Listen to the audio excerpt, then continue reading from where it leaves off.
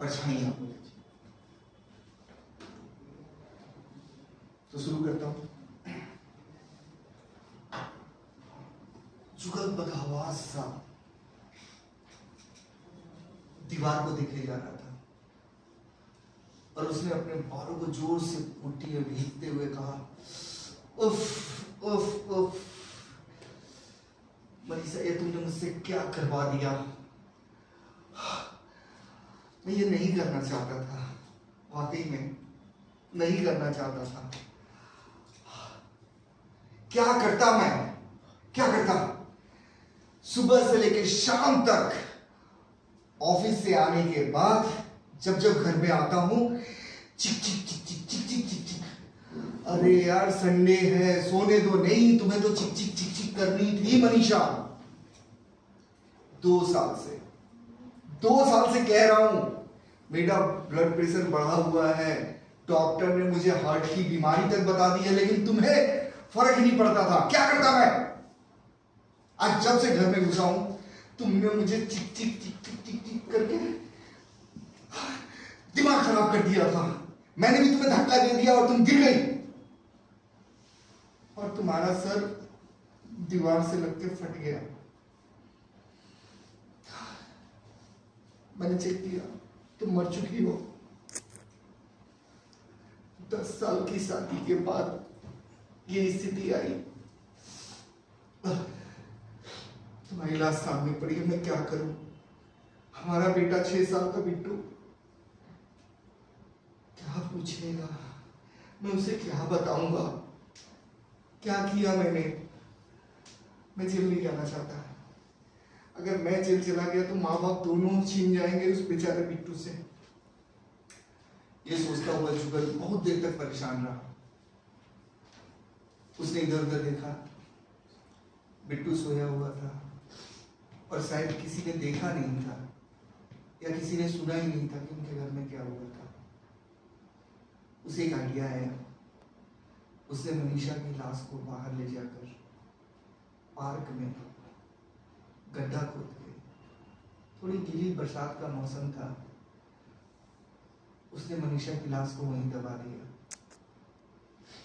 और बैठकर सोचने लगा, सबसे पहले तो मुझे इन खून के धब्बों को साफ करना है। उसने ब्लीच लेकर पूरा साफ किया। जब उसने सब कुछ अपना निपटा लिया और उसे तसल्ली हो गई कि उसे किसी ने नहीं देखा, तब उसके दिमाग ने सोचना शुरू किया, यार सुबह बिट्टू पूछेगा मम्मी कहाँ गई, मैं क्या बताऊंगा, पड़ोसियों को क्या बताऊंगा। बिट्टू को तो बोल दूंगा कि नानी के यहाँ चली गई है, पड़ोसियों को भी कुछ ऐसा ही बता दूंगा। मुझे नहीं पता, लेकिन मेरे बिट्टू को कुछ नहीं होना चाहिए। अब जो हो चुका मैं उसे बदल नहीं सकता। और ये सोचता हुआ जुगल जाके बिट्टू के कमरे में बिट्टू के पास सो गया। सुबह, अरे पापा उठो, स्कूल जाना है मुझे। हाँ हाँ बेटा। पापा लगता है मम्मी आज उठेगी नहीं, तुम मुझे जल्दी से तैयार करो, आज जो है ना हमारे स्कूल में ना फंक्शन होना है। हाँ हाँ बेटा, हाँ हाँ। उसने इधर उधर देखा, सपना नहीं था, वाकई में मनीषा की हत्या हो चुकी थी। उसने जल्दी जल्दी बिट्टू को तैयार किया और स्कूल छोड़ता हुआ अपने ऑफिस चला गया। वो सोचता रहा, क्या करूं, एक काम करता हूँ, मैं शहर ही बदल लेता हूँ। उसने ऑफिस में अप्लाई किया कि मुझे किसी और ब्रांच में डाल दिया जाए, साउथ के किसी ब्रांच में, ताकि मैं यहाँ से ट्रांसफ़र हो जाऊँ और किसी को पता भी ना चले। यस, इन बिट्टू को स्कूल से जाना भी तो जाना पड़ेगा। ओके, वो जल्दी जल्दी बिट्टू के स्कूल पहुँचा। वो काम थोड़ा लेट था तो उसने बिट्टू को लिया, बिट्टू चल आज क्या खाएगा, चाइनीज या साउथ इंडियन। पापा दोनों। नहीं, तुम्हें एक ही खाना है। पापा मुझे दोनों खाना है ना, तुम ना पापा। अच्छा ठीक है। उसने उसको ले जाकर दोनों चीजें खिलाई और लेट तक जानबूझ के बाहर रहा ताकि बिट्टू कोई सवाल ना पूछे। वो आया, उसने बोला बेटा सो जाओ, और बिट्टू सो गया। अगले दिन सुबह फिर उसने बिट्टू को उठाया, स्कूल छोड़ा। बिट्टू ने कोई सवाल नहीं पूछा माँ को लेके, और ये बातें उसे परेशान कर रही थी। फिर शाम हुआ, शाम में लाने के बाद उसने पढ़ाया लिखाया। बिट्टू ने बोला आज मुझे आइसक्रीम खिलाओ, वो आइसक्रीम भी खिलाया। 3 दिन बीत गए।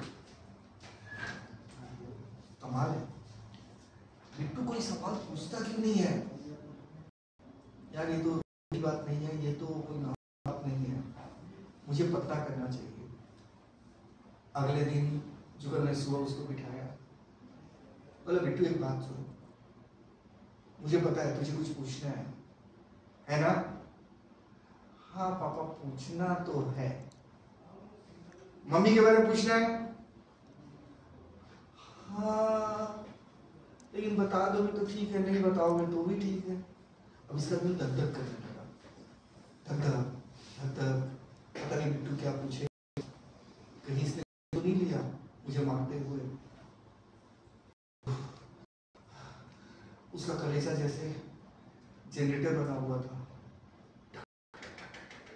कंटिन्यूअस चल रहा था। हाँ पूछो ना बेटा, बात पूछनी थी। हाँ पूछ मेरे बेटे। पापा 3 दिन से मम्मी तुम्हारे क्यों खड़ी रहती है? उसके बाल क्यों खुले हुए हैं और उसके